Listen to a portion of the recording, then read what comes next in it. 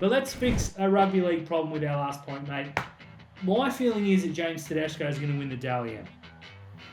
I think it should be Jerome Hughes. Is it time to look at the NBA and say, you've got it right, you need to pick on the MVP and use the eye test? Because for me, Jerome Hughes is clearly the best player in the competition this year. Yes. I think there is something that needs to be... Like, even last year, right? Even last year, if you had a look at it, Sean Johnson was the best player in the league, hands down. Mm-hmm. I would have heard an argument for Callum Ponga. Nico Hines finished third. He was not the third best player in the competition last year.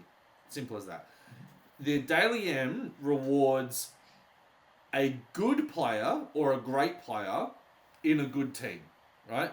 I can't remember, apart from like your Cam Smith and you're talking about an immortal here, but I can't remember when you've had back to back, and I don't think it's happened, best player on the best team win the Daily M. Because it just does, like Penrith, like Nathan Cleary is going to go down as an all-time great and should finish his career as an immortal. Probably won't win a Dally M because of Dylan Edwards, because of Isaiah, because of James Fisher-Harris, because of Jerome Luai, because of Isaac Tungo, because of Matt Burton when he was there, taking points off of him. And then flip it to that, you've seen guys win the Dally M finishing 8th. And Nico Hines in 2022 won the Dally M, and second place was Ben Hunt, and the Dragons didn't make the finals. 2023, like last year, again, we're saying Sean Johnson.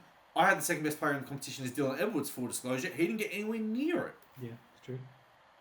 So, yeah, I think it's got to go down to but the problem is with the NBA, right? Is the NBA do it with the coaches and captains, and then they give the media a vote. But the NBA media aren't stupid. He would, like, if you give a vote to Phil Rothfield, he would probably vote for Jacob Little.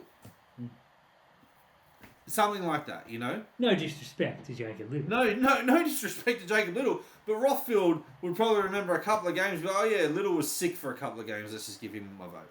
Yeah.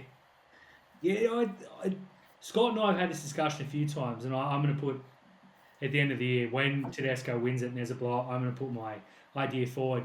Scott's very high on the 10, 9, 8, 7, blah, blah, blah, all the way, which is good. I think you'll get a better winner at the end. But it depends on who's... Again, if you and I are watching the game, or Phil Rothfield's watching the game, or Greg Alexander, or blah, blah, blah. Paul Gallen's watching. Sees a forward make 200 metres. It's a 10. Nathan Cleary's got 4 tries this. It's a 10. Yet you and I are watching and go, okay, 4 was okay. Cleary beat up. Nah, Lua's the best player. He's an 8. Blah, blah. So you're not going to get consistency. If you ask 100 people right now that have watched most or all games... 99 are going to tell you Jerome Hughes is a Dally M medalist. And he's not going to win it because he skipped the game, he got suspended, and he got rested at the end. Whereas Tedesco has been very good. Do not get me wrong, I think Tedesco's been outstanding this season.